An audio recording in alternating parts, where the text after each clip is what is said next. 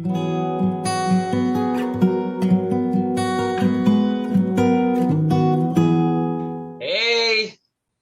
hey, hey, hey. Hey. Hello. Hello. Don't know if you're talking to me or to them, but hello. Oh, exactly. Everybody. This reminds me of back of a BSSM, just hey. Hey, wow. Oh, so we're live. Welcome back to New Perspective. We are Michael Cavacha and Barbara Hirosova. And we are ministers and coaches who are helping people to experience change in their relationship with God or with other people through new perspective. Right. And in our last video last week, we talked about what it means, what it looks like to participate in God's season as we transition holistically to what the Lord has called us to be.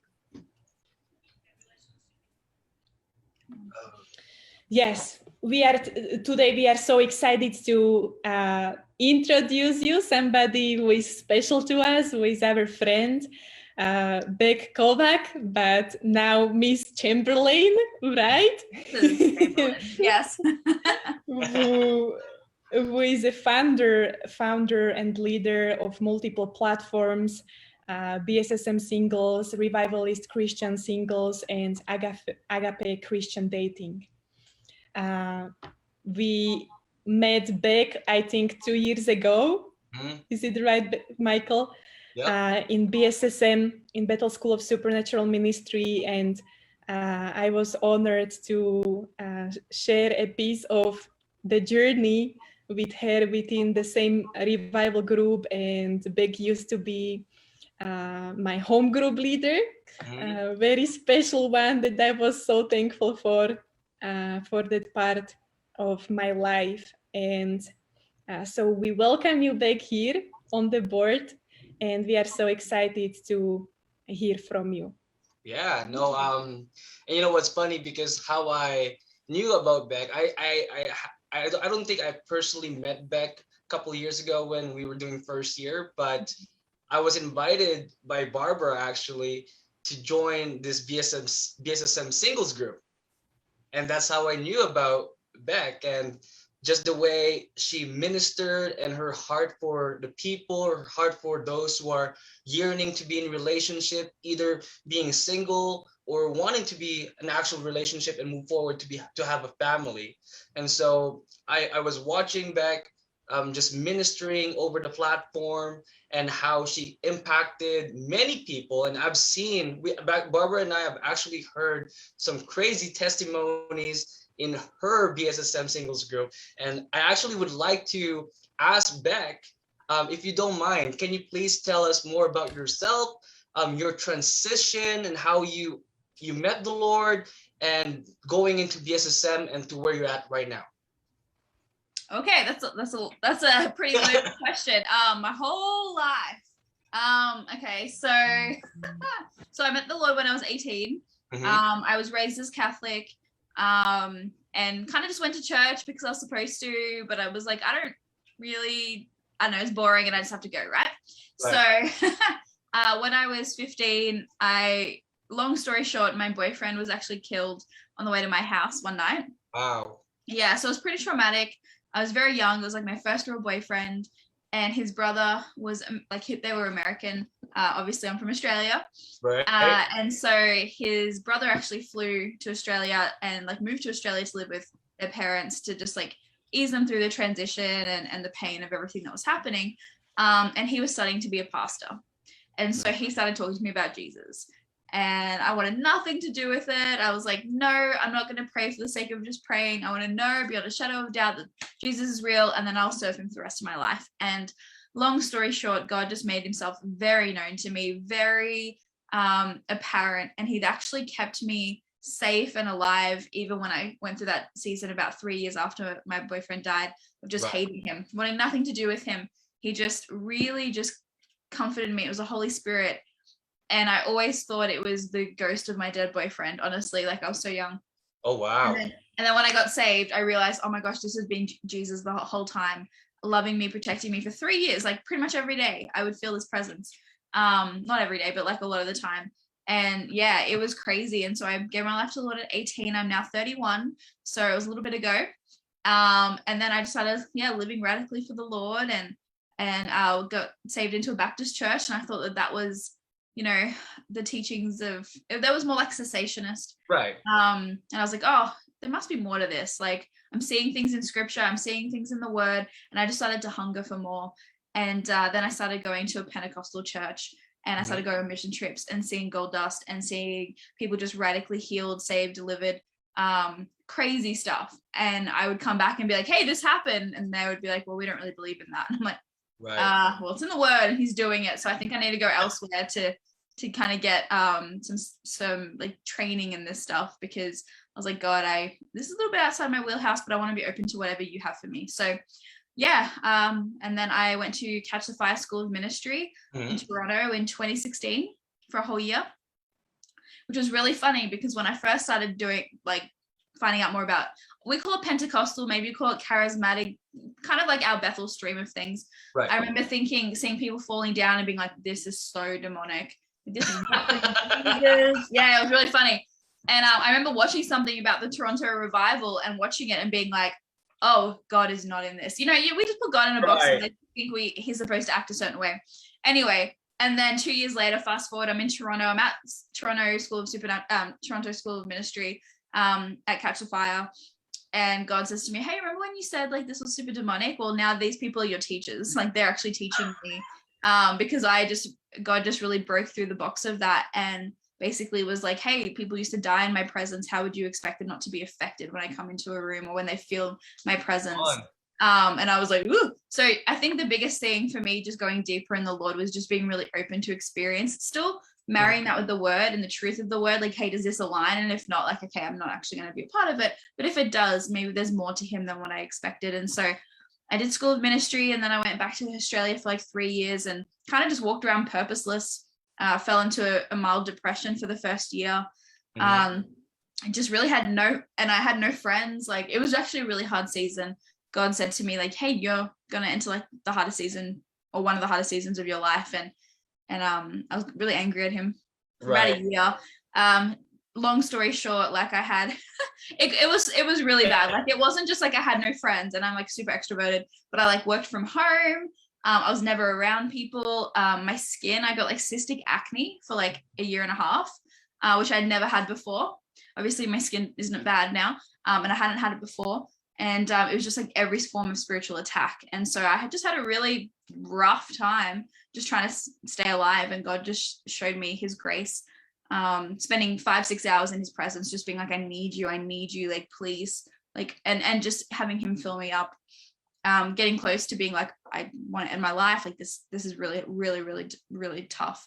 And then it just broke. God just started showing me, hey, the desert season is ending, and it ended, and it was beautiful, but I still was really without purpose.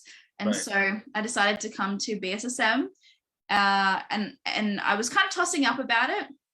And then every time I would think about it, I would start to get really bad anxiety, actually. And I never had anxiety before. I felt like I couldn't breathe. And I was like, okay, well, maybe I'm not meant to go. Maybe this is the Lord saying no, like, don't apply.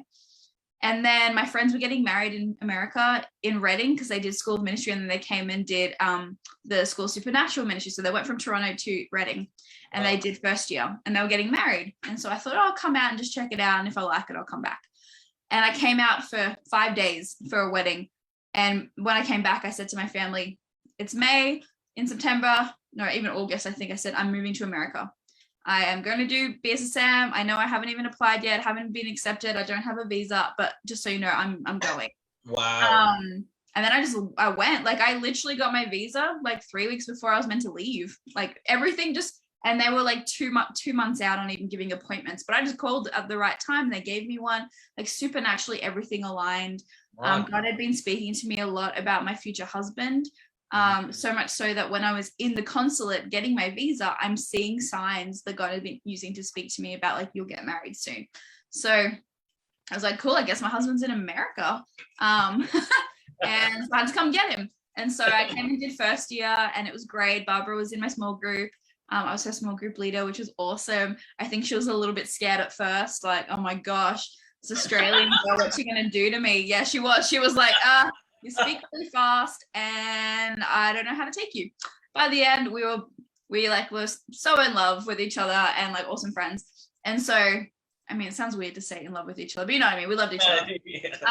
And we know what you meant. Yeah. I was like, oh, that's a weird way of saying it, Bec. What are you doing? I'm trying to like speed through the story. So then I got into a relationship at the end of November of first year. So it's kind of in the middle. And around that time, I was wanting to have a single social for first year, because I just saw, oh my goodness, like there's so many single people here. It's like a smorgasbord of people. Yeah. And, like, how are they not getting married? Like where I come from, there's no one. Do they not understand like how amazing this is? Right. Yeah, like, oh gosh, I'd been single for like 5 years without even a date, because I was like, where are all the godly people? And I'm like, now there's like 3,000 people in one school, and they're really attractive, both ways. The guys are gorgeous and the girls are gorgeous. So I was like, these people need to be meeting. So I was like, okay, I'll do like a speed dating event or something. And it was around Christmas, New Year, so it kind of fell flat. We didn't really end up doing it. We advertised it a little bit, but I was like, you know what? It just doesn't seem like the right timing. So we just left it. And then COVID hit. And who would have thought that COVID would be like conducive to like love in the air? But it was, because COVID hit, and then someone approached me and said, hey, remember how you, wanted to do this event? Why don't you do online speed dating for people at BSSM just to help them to meet? And I was like, oh, that sounds like a great idea. I'd love to do that. So we started doing online speed dating nights, or we call them speed get to know yous, because it's not as high stakes. Right. And the first one we had like 75 people come, and I was like, this is pretty cool. And then we posted our next one, and then the groups that we were posting in, one of the group leaders contacted me and she said, hey, like you've been posting like kind of too much in the group, not everyone's single. And I was like, oh, that was my second post. She's like, no, you posted like last month and the month before. And I was like, oh, we've only had one event. Like, I don't know, I think she was confused. But right. Anyway, I kind of took that as like, okay, I'll just create my own thing, then I don't have to deal with like, people not liking it or, whatever. Mm-hmm. And so I thought, okay, I'll create my own group just for people at our ministry school so they can meet and, fall in love, get married. And right. But really the purpose was just to be able to advertise the events we're having, because I was like, I don't want to annoy people. Right. So Bec, yes. Just a side note, I still remember the first time when you did this Zoom meeting, the first Zoom meeting on the BSSM singles. And it was actually so funny because me and Michael in that time were best friends. Yeah. And I just saw this like, oh, she's, doing this event. I'm gonna send it to Michael if he would be interested to go there, because I knew that he's probably, seeking somebody, but I was like, oh, no, like this is not for me, but maybe it's for him. Like, so I'm gonna take care about my best friend, right? So I sent it to him, this first event, and he goes like, you won't believe what happened. Like, you just sent it to me, and I just finished the conversation with the Lord, and the Lord just said to me that I'm ready to start to date. But little we knew that we are gonna be dating one day together. Wow, I love that. And I remember part of your story too was like, you were in the group, and then Michael was like, oh my gosh, she's ready to date. Okay. Yeah. Because like just even being in the group showed like you were being intentional, which is pretty fun, because I'm like, hey, you know what, even though you guys were friends before, the group still helped to bring you guys together in some way. So that's true. That's pretty cool. That is a really good, yes, I love that. That is such a cool story. I forget where I was up to. So yes, just started having those events, and then the group just grew and grew and grew, and we were posting funny memes and like conversation starters and advice, and I think we have about 1,300 people now. Wow, 1,300, that's a lot. Yeah, it's just kind of grown organically over time. Like right. it kind of plateaued around 1,000, and it was good, just like a steady pace. And then just kind of like a couple people every week joining, and then it got so like people were just asking me all the time, can my friend join? They don't go to BSSM, but they love the Lord, and all this stuff. And I was just really praying about how do we protect culture while still allowing people to meet, right? So I just thought, I was like, Lord, what do? I was really wrestling with it for so long. And then all of a sudden I was like, oh, I'll just start another group. Like, it's free. Like, even if it doesn't work, like what's the harm, and if it does, it's great. So we started Revivalist Christian Singles, and we put certain things in place so we don't let everybody in. It's just people who are running after the Lord and, passionate, charismatic, spirit-filled, on fire, laid down lovers of Jesus who want to meet one another. And that group has grown steadily. I think we just hit 1,100 people, but that one we have like probably 100 new members at least a month. Like, it's just very steady influx. Right. And that group has actually been incredible because there's a lot more autonomy. People really are taking more ownership over leading. Like, it's not just like kind of relying on any events that we put on, but they want to host their own events. Hey, let's do a connection time like in our area. It's been really cool. Right. So we did that, and then just hearing people's testimonies, just the things that they were saying about like, I really want to meet someone, but even over Facebook it's hard because you can message someone and then Facebook friends, and then they don't see it for 3 months time, or they were just having really hard times with online dating. And so my husband and I, it was me at the time, and now he and I were like, what can we create that would benefit these people but really represent kingdom dating? And so that's where Agape came from. God gave me the name over a year ago. Wow. Where I tried, this is another story, but I tried to like do 2 apps like with different developers, and they both failed miserably. And then I tried to do a website, and that developer went to India, and I never heard from him again. He was in America, and I just went to India. I never heard from him again. And then finally we are underway, and hopefully it'll be released in the next month. Kingdom, for the beta testing round. Kingdom dating. We've got events, courses. I just spoke to Danny Silk yesterday about getting access to some of his courses for our site. Forums, just anything, resources, love stories, telling people stories, anything that can produce hope, and give really good teaching, so people aren't just meeting and falling in love, but they're having the tools and the resources to do it. They're learning how to date well, how to have boundaries, how to have good communications, expectations, and then how to, do a really clear, define the relationship before they're married, how to set themselves up for success in marriage, and lots of stories, lots of love stories to keep the hope alive, because sometimes it's hard to have hope when you're single, right? So, I mean, I've only been married 5 months now, and that's a little bit of a side note, but Barbara, actually, this was really cool because you two had just started dating, and it was like, oh, it was my best friend. And one day I opened my eyes and I'm like, oh my gosh, I like love him, and I was like, pray for me. And I had no idea where it would happen. And then like a week or 2 later, I think it was 2 weeks later, all of a sudden I'm like, oh my gosh, I love my best friend. And then 12 days after that, we're engaged. And then 3 months later, we're married. And now we've been married for 5 months. So like, it was just, I was like, Barbara, this was the catalyst for like, it's funny because you guys kind of realized your feelings to a group I created, but then from her prayer, her impartation, she actually prayed impartation. She didn't even just pray for us, for us girls. She was telling us the story. It just like that, from that prayer, all of a sudden I was like, have you been here the whole time? Like, to my best friend, my guy best friend. And I just didn't notice him like that at all. I would never have thought to even date him. If you had have asked me, I would have said no. And then everything just changed. So yeah, there you go. That was, you asked me a lot of questions in one thing. So I hope I answered them all. Thank you very much. And we really do appreciate everything that you've been doing. And just the testimonies, just hearing from multiple accounts, multiple people in the breakthrough, and the growth of the organization that you've established, coming from one page to another, and just letting it both grow, and at the same time, and being flexible with many opportunities of how you can expand, and obviously keeping the culture. And I do believe, Barbara and I do believe that it is very important to have that standard, for say, but not to a certain degree that it is not achievable. Yeah. You know? Yeah.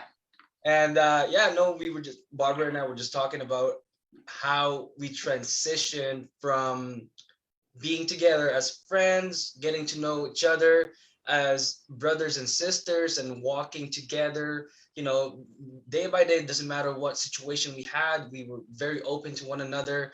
And eventually the Lord kind of started highlighting certain things and opening certain veils in our eyes, and having that relationship, that just emotional connection with each other. Kind of like what you said.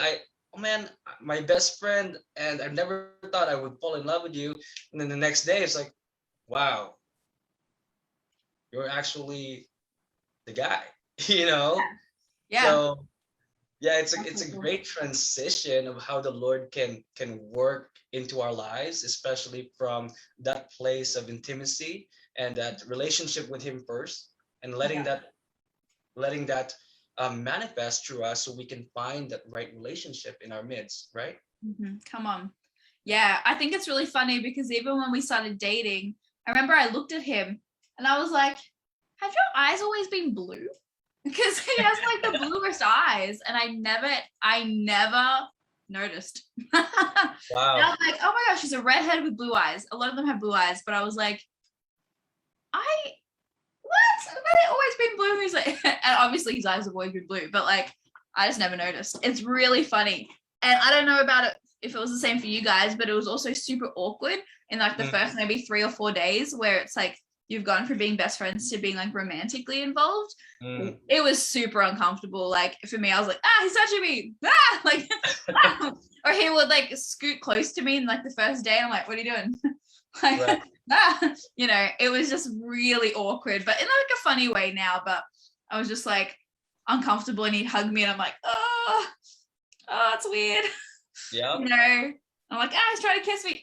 What are you doing?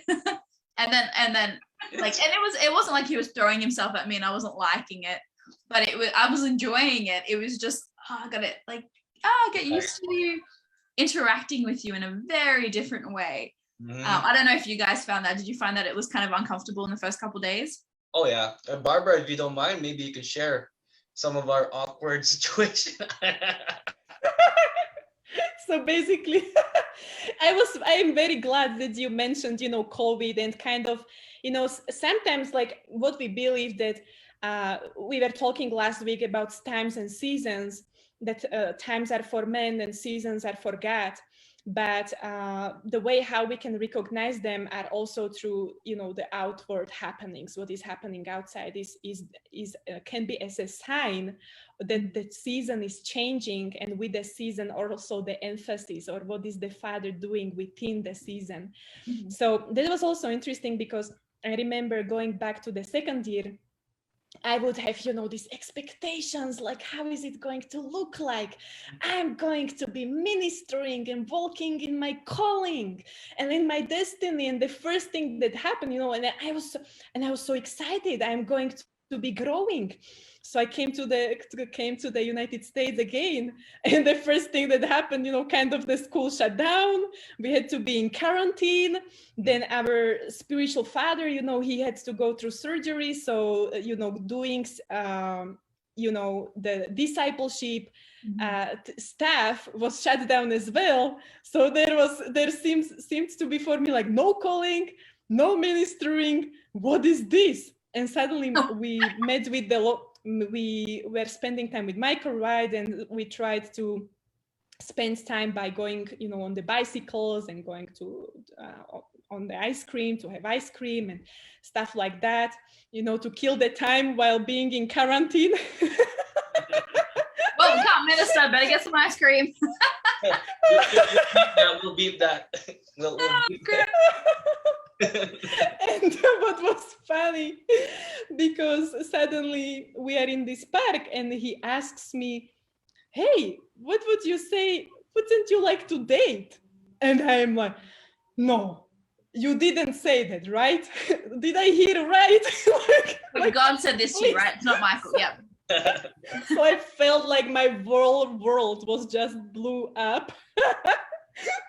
just blew up because that, destroyed all my expectations. And I just felt like that the father started to highlight family, which I didn't like, because I used to have so much wounds from the family. So I was believing, the father is doing everything else. I'm able to recognize the father in everything else, just not the family. Like I'm not, and this wasn't my expectation. I don't want to have anything with dating. I don't want to date.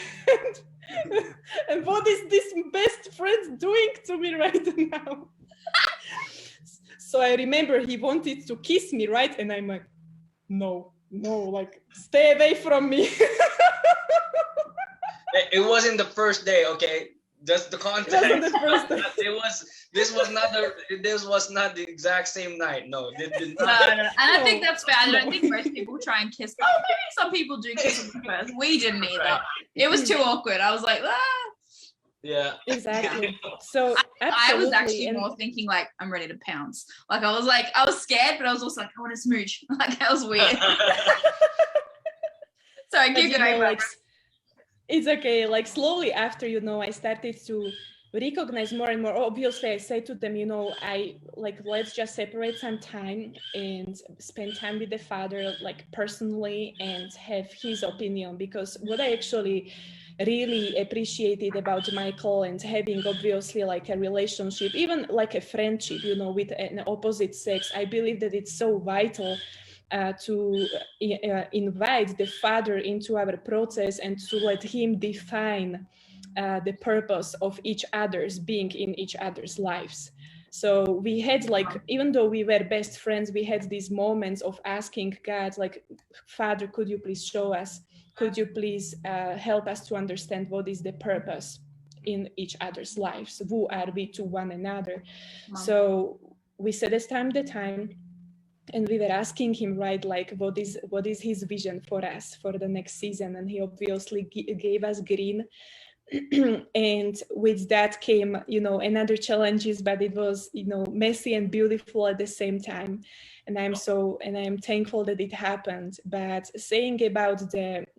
talking about the calling and the ministry and COVID and family, slowly after I just started to realize that the father is truly emphasizing family, even through this dating, season. And it is, in the past, I used to see it like two totally different, separated categories, but what I understood that it's actually both things were happening at the same time, because I believe that the father was bringing prophetic voices onto the mountain of family, because in a COVID season we needed to be encouraged, we needed to have hope, we needed to see things from God's perspective, to see the future and to see the father's intentions and his plans for what is going on right now. So yeah, that's so awesome. Good. And I think actually there was one point where you're like, I think he's intentionally pushing my buttons just to see what comes out of me. Like he did, just to see how I react. I think that's a funny thing about having a foundation in friendship. It can be awkward, but then you also know each other super well. So it's like, okay, let's like, you can have disagreement, you can have like conflict come up, but there's still a foundation of friendship. So you're still like even with Nick and I, even now we'll have a disagreement and we're like, you want to go for a walk? We're like arguing about marriage stuff, like important grown-up things, but then we're like, you want to go for a walk? And then we're like best friends again. Like it's not, you can default to friendship, right? Where if you didn't have that as a basis, or even if you weren't initially friends, you didn't create a basis, I think it'd be really hard. Right, that's true. And when Barbara and I were going through this process and we were both singles, my spiritual father always gave me this perspective that when I want to jump into a relationship is to be mindful of the foundation that I laid with that person, that relation, that contact, I would say. It's very important to have that friendship relationship in the beginning so that you can have a healthy foundation for sort, or I would say even just a safety net to, okay, when things happen, if you guys don't disagree with one certain thing, then you probably still have that inner connection that your relationship is is pretty solid and it's like a rock, you know? Super important. Yeah. So when I was going through the process of, okay, man, because I had my conversations with my spiritual fathers and I was like, maybe it's my season right now to get into a relationship, or is this the right person, or should I wait? What am I supposed to do here? And it really stood out to me when David told me that, yeah, just be mindful of the foundation, because that foundation is gonna take you to higher places in the relationship. Yeah.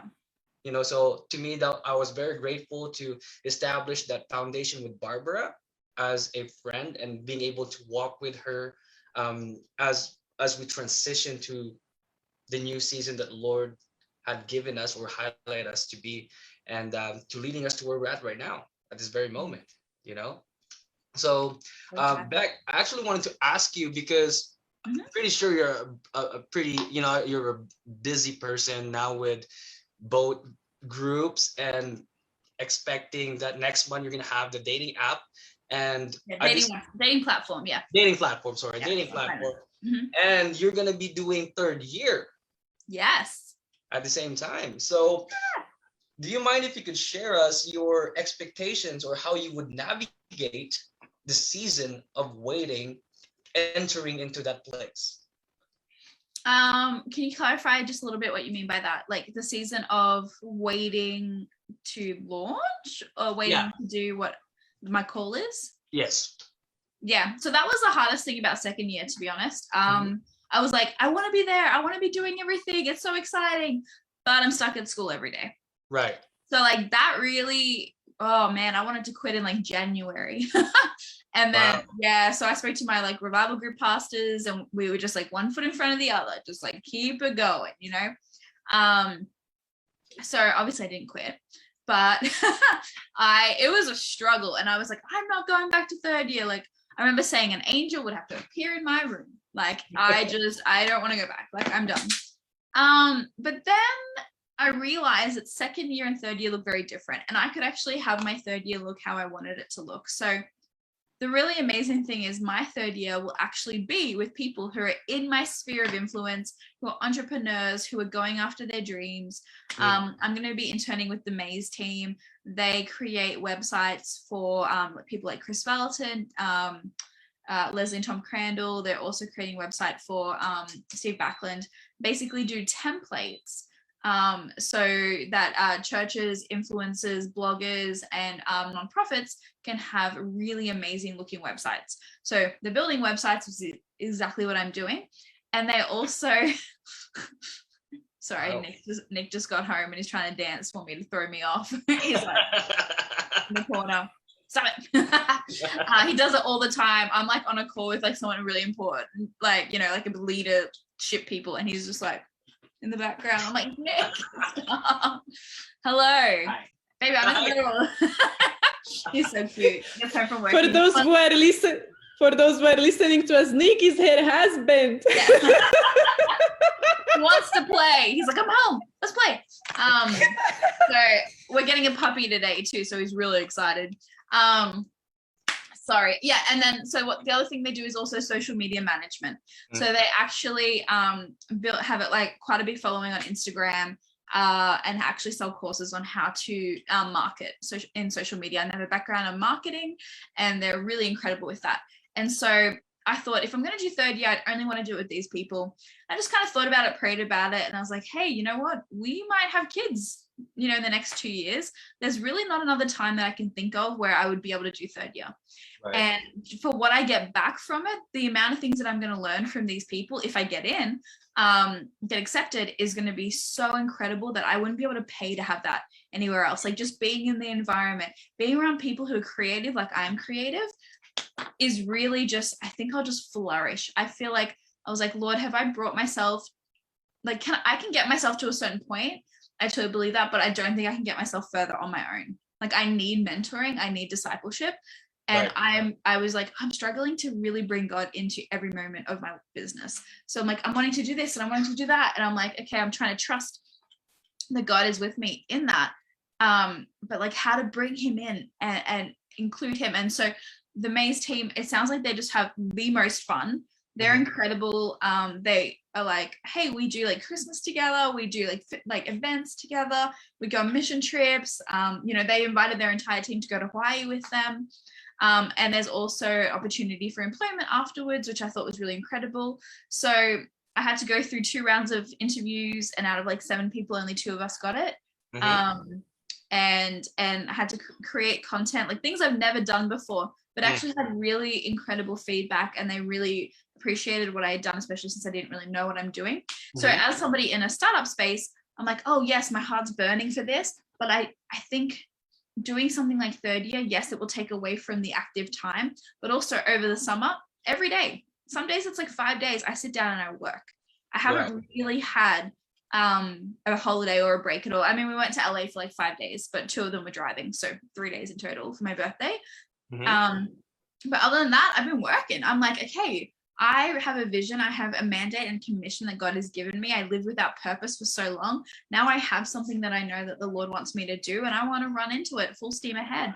And it's been super hard, and lots of things to kind of hold you back, but also it's just been really good to just walk fully into like, okay, and also starting something on my own. So like I have mentors that can kind of are in the tech space, but I'm not, and I'm actually building this thing. Like actually building a website and having people kind of show me how to do it. Like it's not easy, but I think that's the point, right? And so I think there's a tension there with, okay, you've got other things that you have to have going on in your life, like learning to be married and not have agape be the main priority. My main priority, which is really hard because I'm so driven. I'm like, I've got to get this done, and I want to, I'm like, this is getting in the way. Like I want to work all night. Like, when I was single, I would just work all night, and like it wouldn't matter. There's no one there going, hey, I don't feel loved. I'm not feeling connected. But now it's different, and I want to connect. And so learning to be a wife in that, learning to, how to, all of that can happen. But yeah, so I think that's something that's really important, that there can be a tension with that, but I think that's meant to be like that too. Bill Johnson talks about it, family and business, work, like anything, there's always going to be a tension, but I just didn't think that not doing third year just to stay home and work, I think I would be able to get further doing third year. I'd be so motivated. I'd be learning from the best, and it would actually like kind of propel me, catapult me really into what I want to be doing, and allow me to advertise it the way I want to, because I'll be learning how to do that. So yeah, I think I think it's going to be super worth it. And I don't think it's going to be the same struggle as second year, because it's, again, sitting and listening. It's more like hands-on, getting in there, doing the stuff. So yeah. And I appreciate you sharing about and emphasizing the very essence of mentorship in your day-to-day life, and especially transitioning to the next season that you're going into. And we all need those type of people. We all need mentorship in some sort, so we can be equipped and fully, I would say, amplify what the Lord is trying to highlight to us. And I really like to expand ourselves. I prefer just trying new things out. Totally. See how it goes. Maybe if you like it or not, it's okay. There's no such thing as failure in the kingdom. It's just about trying. Right? Come on. It's what you sow, you reap. Yeah. Okay. So I would like to ask, what are your recommendations going back into your platform? Your main focus before was BSSM singles, right? And helping people into getting in relationship. So what does it look like for as the leader of the group? What do you think, or what is your recommendation of what it looks like to live a healthy single individual, especially those that are really on fire for the Lord and looking for the right relationship? Yeah, sorry, I hope you can't hear my husband. He's singing in the shower. And he didn't close the door, and he's busy singing away. So I don't know if you can hear it. I apologize if you can. Gosh. Okay. Sorry. That's hilarious. Oh my gosh. Okay, it's a topic. It's a topical background, so all fine. Exactly. This is real life. I always tell people like, hey, if you have kids that run in, like let them run in. It's just real life. Like you don't have to worry about it being like perfect. But right. I didn't expect that to happen. So, fun. Being healthy in singleness. Yeah, I think the biggest thing is knowing your identity. When you know whose you are and who you are, you don't get your identity from dating. Right. Because dating is dating is great to meet your future husband or wife, but it's not great at answering the question, am I lovable? And it's not meant to answer the question, am I lovable? And so when people go to dating to see if they're lovable, if they're worthy of love, if people think they're attractive, all these things, I just think it sets them up for failure. And actually being the healthiest version of themselves looks like, oh, I know I'm lovable because Christ died for me. Like he wouldn't die for me if he didn't love me, and he loves me. So that means I am lovable, I am worthy of love. I think having a right identity with the Lord and actually seeing yourself as a child of God means that every no is not a rejection. It's just a no. It doesn't mean that they hate you. It doesn't mean that, there's something wrong with you. It just means that you're not compatible. I think if more people looked for compatibility and we're just not compatible, or yes, we are compatible, let's keep getting to know each other, rather than the high stakes, like they hate me, there's something wrong with me, that would make us a lot healthier in dating as well. And I think the other really big thing is keeping it low stakes. I talk a lot about like not letting fantasy stop, sorry, he's dancing again. Oh gosh, it's so hard to focus. Compatibility being a really big thing. And messes me up. Not getting lost in fantasy, so staying in reality. I think one of the best ways we can not guard our heart is to think about the future before it's time. Come on. Awakening love before it's time, right? So it's like any time where I'm letting my imagination run wild, I'm actually creating like a fantasy world. And so then when there's heartbreak, when there's a breakup, it's that much harder, because I kind of say it's like dying two deaths. The first death is the reality of the relationship, and the second one is kind of mourning the loss of what you thought you were going to have but don't. And so it makes it that much harder to move on. And so I think staying in reality, having a really good solid identity in Christ, knowing who you are. If you have a lot of insecurities coming up when you're dating, if you are jealous, if you have problems with sexual boundaries, all these things, those things need to be sorted out first before you bring somebody else into it, because you're probably just going to mess them up, honestly, and make it a really unfortunate experience for them, and they're not going to enjoy being with you, and you're not going to leave them better off afterwards. Right. And we have a whole podcast, it's called the Agape Podcast, and we talk about a lot of these issues a little bit more in depth than what I could do here. But I think, the number one thing that we just keep coming back to is like, when people don't know who they are, it really means that they're not going to be able to date well. They're going to be dating and from a place of need. I need to know if I'm lovable. I need to know if I'm good enough. And that never goes well. So then it reinforces the fact that, I knew I wasn't lovable. Well, no, that's not true. But now you're super needy, and the person's like, leave me alone, because you're trying to get all your needs met in this person. You're trying to answer these big questions. And so that's another thing I talk about a lot, getting your needs met in singleness in good, healthy ways, so that you're not relying on somebody to meet them for you. For instance, I have a need for adventure. And I remember when I'm in a relationship, we would do fun stuff. Dating is fun. We'd go on hikes, we'd travel, we'd do all this fun stuff, right? And so I realized, oh my gosh, this is really meeting that need within me. Now I'm scared to break up, because when they leave, my life will be boring again. It won't be as fun. And so I had to learn to get that need met in a really good, healthy way on my own. So I would go with girlfriends. I would go on my own. I'd travel the world on my own a lot. And then when I had somebody else come into my life, I wasn't coming from that, what can I take? Like, I need this, I need that. It's just like, oh, cool. Well, I'm going to do this. Do you want to do it with me? Like there's a healthy, chill behind it, right. Where they're not your everything and that you're source for everything, but they Now he's just watching me. Stop. I love you. Me too. You're super cute. I'm just listening. I'm in awe. Okay. So, sorry, he throws me off. He's such a little cutie pie. He's just standing there watching me. Yeah, so there's a lot of things that I could say about like how to make sure best advice for singles. But yeah, loving God first, seek him first and all these things, seek the kingdom first and all these things will be added to you.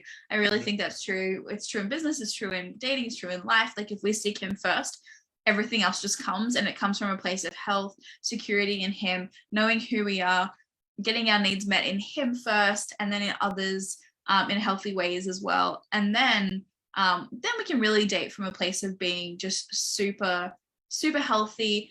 We can own our vulnerability. We've learned how to have brave communication. I don't believe ghosting is of the kingdom. I really don't believe that. I'm like, on our site, we've actually come up with dating etiquette, because we're like, how do we make this kingdom dating? Ghosting is not honoring. It's not of the kingdom, stuff like that I think is really important. Again, when you seek him first, he speaks to you about that. Hey, how can you love that person? How can you leave them better off, than they were before you came? Stuff like that I think is really important. Yeah. Wow. I love when you touched, the topic of resting and actually like ownership and stewardship of our own hearts before we get into the relationship and are influencing other people with us. And at the same time, we just felt like before this call, like the Father has been highlighting, to touch a certain lie, because, as single people, we might have this perception that before we will get into a relationship, we firstly need to fix everything about us in order to be worthy of somebody to be in our lives. And that's, we believe, is a source of performance and striving to do something in order to get something or someone, right? Certain results.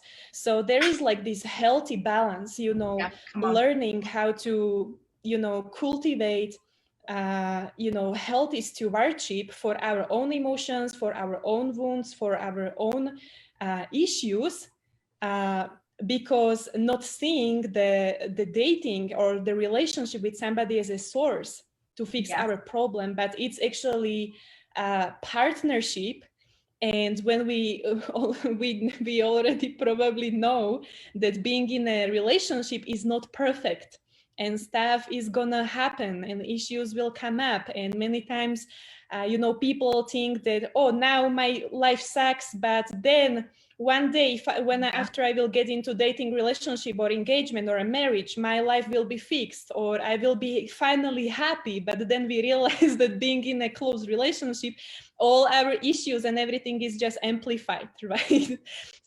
Because our closest exactly, our closest person in our life is, the best triggerer and our deliverer. But I believe that sanctifying. Exactly, it's so healthy to have this agreement of partnership. I take ownership over my part, and you take ownership over your part, and we are committed before one another and to one another to work on our part. So I just wanted to release that for all of you who might be in the season of transition into a dating relationship, that you don't need to be perfect in order to be worthy and to be loved and to be lovable for somebody. Right. Yeah. If I can just add to that, I feel like with being healthy, it also doesn't mean changing who you are. And so I totally think that there's a grace and there's a truth, right? So it's like, oh yeah, like, hey, God loves you so much in like your crazy jealousy, but he loves you too much to leave you there. And so like, hey, how about you work on that part of your character? And then it's going to be a lot easier to date. People are going to be more attracted to you. Guys are going to, want to come up to you. But then there's the thing of like, hey, also you're just looking for someone you're compatible with. And so if you're doing the work with the Lord and, you don't have any major issue, like you've sorted out like childhood hurts, obviously things are going to come up. But there's some people who are just have so many wounds, so much hurts, and that's clouding their entire experience with dating. And really making it so people don't want to approach them, then that's a good thing to go and work on.